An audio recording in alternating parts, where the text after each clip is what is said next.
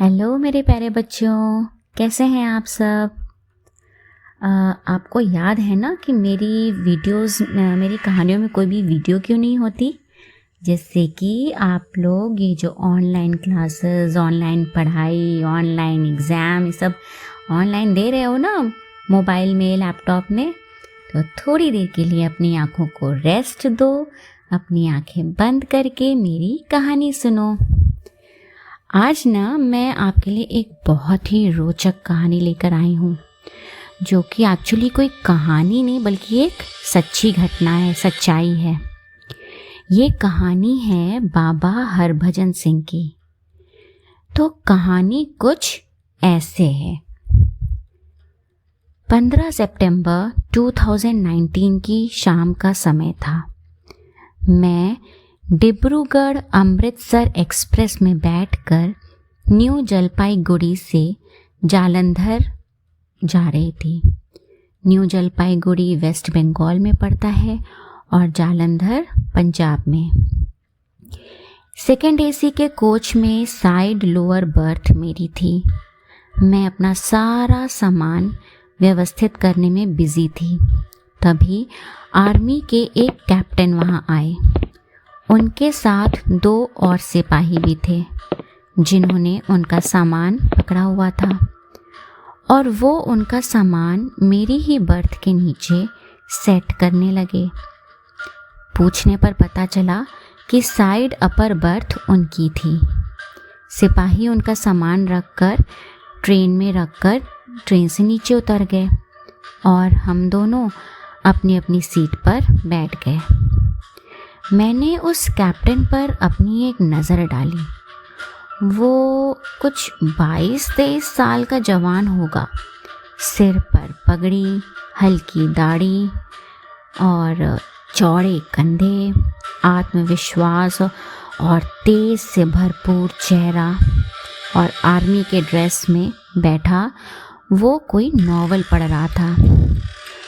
कुछ देर के सफ़र के बाद मैंने उनसे पूछा कि आप कहाँ तक जा रहे हैं? जालंधर, एक शब्द का जवाब देकर वो फिर मौन हो गए।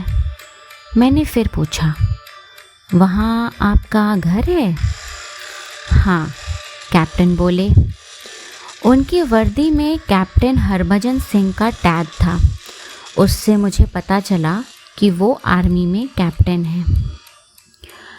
अच्छा, तो आप न्यू जलपाईगुड़ी में पोस्टेड हैं?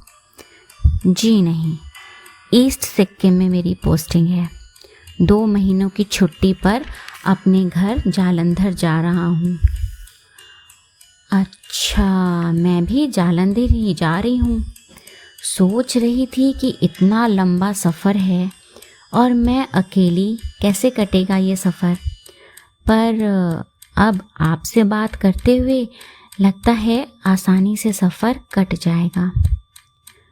उन्होंने एक हल्की सी मुस्कान दी और पूछा कि आप क्या करती हैं?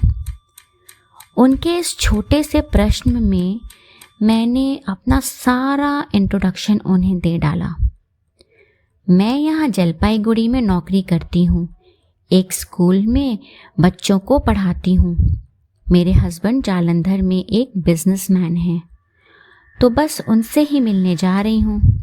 1 महीने की छुट्टी है, उसके बाद फिर काम में व्यस्त हो जाऊंगी। तो आप जालंधर में ही नौकरी क्यों नहीं करती? जिंदगी बहुत छोटी होती है। अपने घर और पति से दूर आप काम तो कर रही हैं एक मशीन की तरह, पर जिंदगी जी नहीं पा रही हैं, कैप्टन ने कहा। मैंने भी हामी भरते हुए कहा, हाँ, बात तो सही है। अच्छा, इस बार वहीं स्कूल में शिक्षिका की नौकरी देखूंगी। दरअसल मैं सरकारी स्कूल में कार्यरत हूँ और वैसी नौकरी वहाँ जालंधर में शायद ना मिले, पर आपका कहना भी सही है। बातों ही बातों में रात हो गई और वो अपनी बर्थ में सोने चले गए। मैं भी सो गई। सुबह 5 बजे जालंधर स्टेशन आना था। सुबह जब मेरी नींद खुली तो स्टेशन बस आने ही वाला था।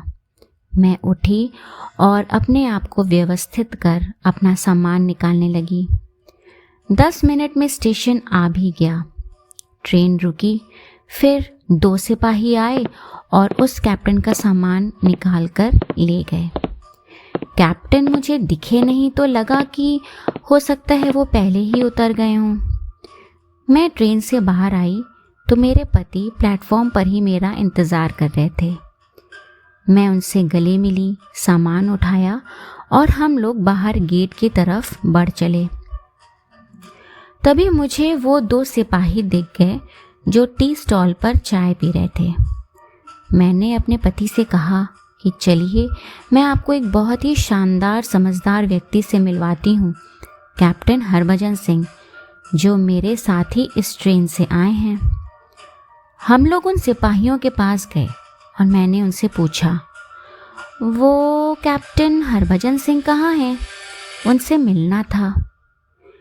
मेरा इतना कहते ही वो दोनों एक दूसरे को देखने लगे। क्या हुआ, आप इतने शॉक्ड क्यों लग रहे हैं? मैंने पूछा। तो उनमें से एक ने कहा, मैडम, आप जिन्हें पूछ रही हैं उनका 50 साल पहले ही देहांत हो चुका है। अरे भाई जी, क्या बात कर रहे हो आप? अभी तो आप लोग उनका सामान ट्रेन से निकाल करके लेकर आए। हाँ, आपने जो देखा वो एक सच है और अब जो मैं आपको बता रहा हूँ वो भी एक सच है। हमने कैप्टन हरभजन सिंह का सामान डिब्रूगढ़ अमृतसर एक्सप्रेस से उतारा ज़रूर है, पर वो अब जीवित नहीं है। उस सिपाही की बातें सुनकर मैं तो एकदम शॉक्ड हो गई। पूरी शाम जिस व्यक्ति से मैंने बातें की वो व्यक्ति है ही नहीं। तब उन दोनों ने बताया कि कैप्टन हरभजन सिंह भारतीय नौसेना के वो सैनिक हैं जो मरने के बाद भी अपना काम पूरी मुस्तैदी और निष्ठा से कर रहे हैं। मरने के बाद भी वो नौसेना में कार्यरत हैं और उनका प्रमोशन भी होता है। उनका जन्म 30 अगस्त 1946 को हुआ था और 9 फरवरी 1966 को वो भारतीय सेना के पंजाब रेजिमेंट में सिपाही के पद पर भर्ती हुए थे। उस समय उनकी उम्र लगभग 20-21 साल थी। 1968 में पूर्वी सिक्किम में सेवारत हुए। फिर 4 अक्टूबर 1968 को खच्चरों का काफिला ले जाते वक्त पूर्वी सिक्किम के नाथू ला पास के करीब उनका पांव फिसल गया और घाटी में गिरने से उनकी मृत्यु हो गई। पानी का तेज बहाव उनके शरीर को बहाकर 2 किलोमीटर दूर ले गया, जिसकी वजह से उनका शव नहीं मिल रहा था। कहा जाता है कि उन्होंने अपने साथी सैनिक के सपने में आकर अपने शरीर के बारे में जानकारी दी। खोजबीन करने पर 3 दिन बाद भारतीय नौसेना को उनका पार्थिव शरीर उसी जगह पर मिला। मैं और मेरे पति शॉक्ड स्टेट में कैप्टन हरभजन सिंह की कहानी सुन रहे थे। क्या बोलें, कैसे रिएक्ट करें, कुछ समझ नहीं आ रहा था। उन सैनिकों ने आगे बताया कि सपने में ही उन्होंने इच्छा जाहिर की थी कि उनकी समाधि बनाई जाए। वो अपने किसी मित्र के सपने में आए थे और उससे कहा था कि मेरी समाधि बनवाओ। तो 1982 में भारतीय सेना ने उसी जगह जहाँ पर उनकी मृत्यु हुई थी, उस जगह से करीब 9 किलोमीटर नीचे उनकी समाधि बनवाई, क्योंकि वो जगह बहुत ऊंचाई पर थी और वहाँ पर उनकी समाधि बनती तो श्रद्धालुओं को उनका दर्शन करने आने में दिक्कत होती। इसलिए उनकी समाधि नीचे बनवाई, जिससे कि श्रद्धालु बहुत ही आस्था से दर्शन कर सकें। कहते हैं कि यहाँ अगर पानी की बोतल रख दी जाए तो कुछ ही दिन में उसमें चमत्कारिक गुण आ जाते हैं, जिसके सेवन से रोगों से छुटकारा पाया जा सकता है। सिर्फ इतना ही नहीं, मृत्यु के बाद भी बाबा हरभजन सिंह नाथूला के आसपास चीन सेना की गतिविधियों की जानकारी अपने मित्रों को सपनों में देते रहे, जो हमेशा सच साबित होती थी।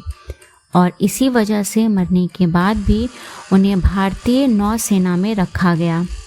उन्हें नाथूला का हीरो भी कहा जाता है। बाबा की समाधि या मंदिर में उनके जूते और बाकी सामान रखा गया है और सैनिक उसकी चौकीदारी करते हैं। रोज़ उनके जूतों की पॉलिश होती है, वर्दी की सफाई होती है और उनका बेड भी ठीक किया जाता है। वहाँ तैनात सिपाहियों का कहना है कि साफ़ किए हुए जूतों पर कीचड़ लगी होती है और बिस्तर पर सिलवटें भी आती हैं, जैसे कोई उस पर सोया हो। बाबा हरभजन सिंह से जुड़ी बातें चीन की सेना भी बताती है। दोनों देशों की हर फ्लैग मीटिंग पर एक कुर्सी बाबा हरभजन के नाम की भी रखी जाती है।